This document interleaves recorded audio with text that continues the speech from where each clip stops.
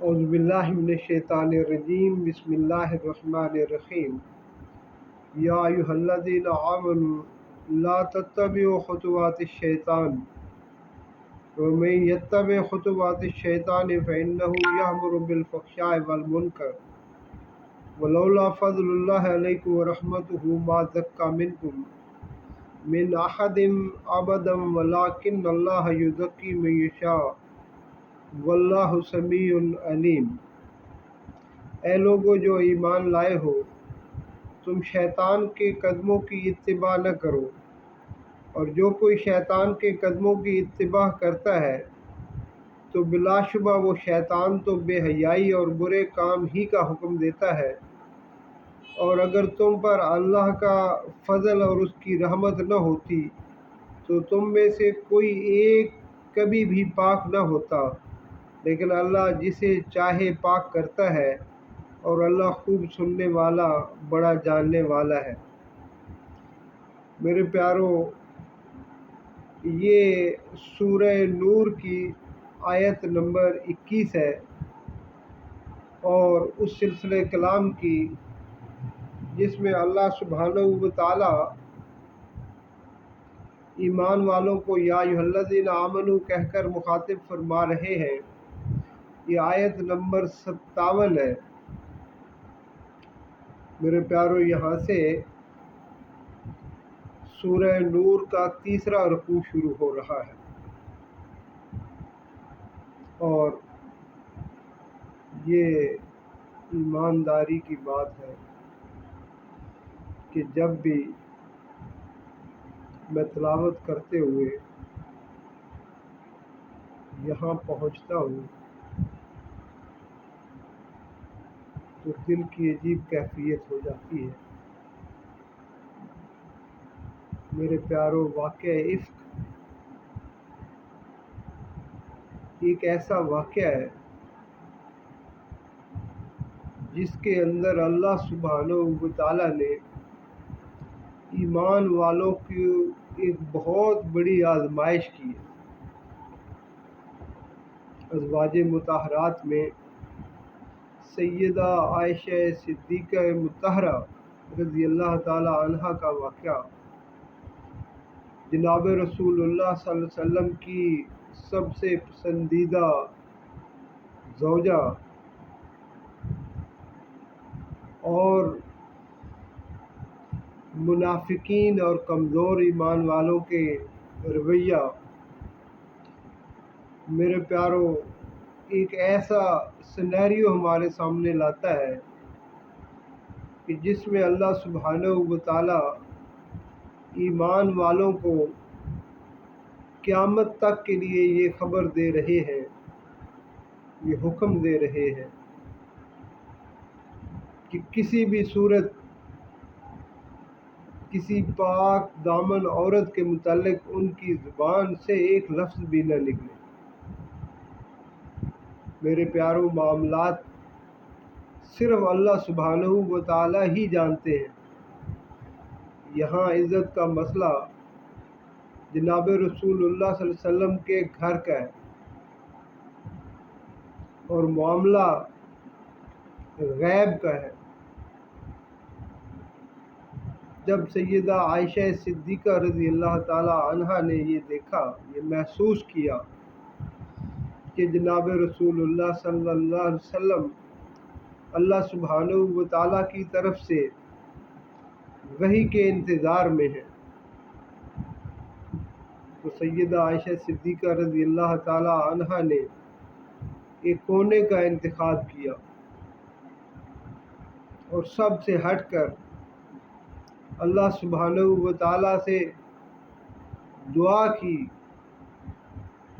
کہ اے اللہ، اگر میں جھوٹ بولتی ہوں تو یہ سارے فوراً یقین کر لیں گے،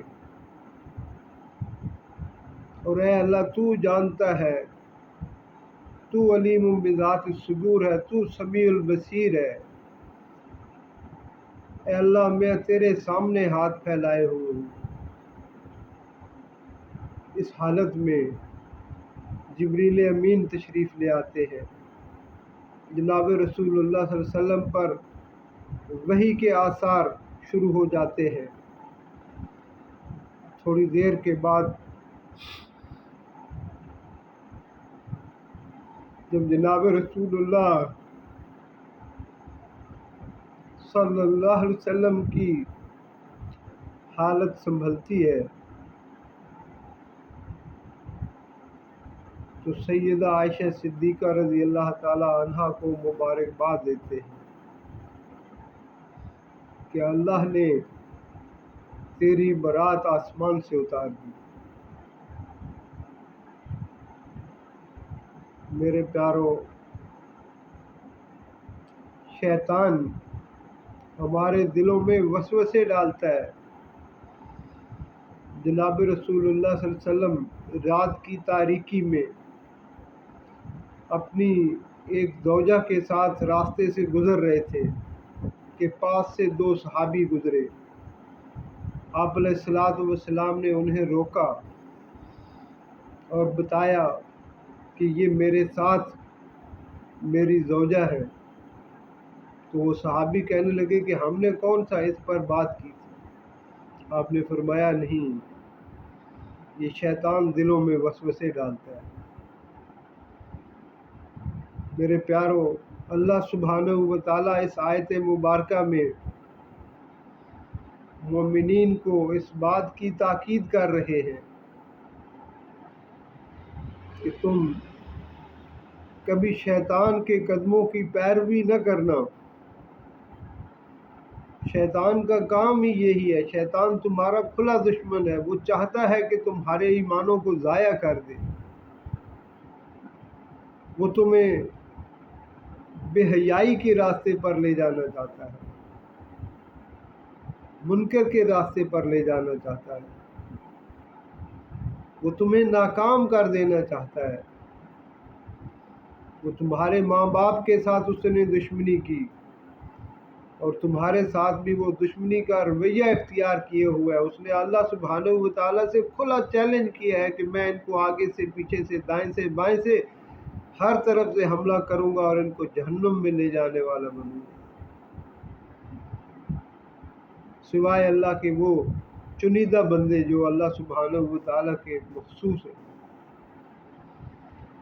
میرے پیارو، اس واقعہ افک میں بہت سارے صحابہ نے حصہ لیا اور اللہ سبحانہ و تعالیٰ نے فرمایا کہ جو ان میں سے کچھ بچ گئے، جو اس واقعے میں شریک نہیں ہوئے، جن کی زبانیں اس واقعے کے متعلق نہیں بولی، وہ بھی اللہ سبحانہ و تعالیٰ کا شکر ادا کرے کہ اللہ کا فضل تھا کہ اس نے انہیں بچا لیا۔ اللہ سبحانہ و تعالیٰ ہی ان کو بچانے والے ہیں۔ اللہ سبحانہ و تعالیٰ ہی چاہتے ہیں کہ ان کو پاک رکھے۔ اللہ سبحانہ و تعالیٰ ہی کسی کو پاک رکھ سکتے ہیں، ورنہ کسی انسان کی اپنی کوئی مجال نہیں۔ اللہ سبحانہ و تعالیٰ فرما رہے ہیں کہ اللہ سمیع بھی ہے، جاننے والا ہے۔ لوگوں نے جو کچھ کہا، اللہ سبحانہ و تعالیٰ وہ سننے والا ہے اور اللہ علم رکھنے والا ہے۔ اس لیے مومن کسی صورت بھی شیطان کی پیروی نہ کرے۔ شیطان ان کے دلوں میں وسوسے ڈالتا ہے، نیک لوگوں کے متعلق ان کو بد ظن کرتا ہے، اور بعض ظن فرمایا ایسے ہوتے ہیں جو گناہ ہوتے ہیں۔ اللہ سبحانہ و تعالیٰ ہمیں اس آیت مبارکہ سے ہدایت حاصل کرنے کی توفیق عطا فرمائے۔ آمین آمین آمین۔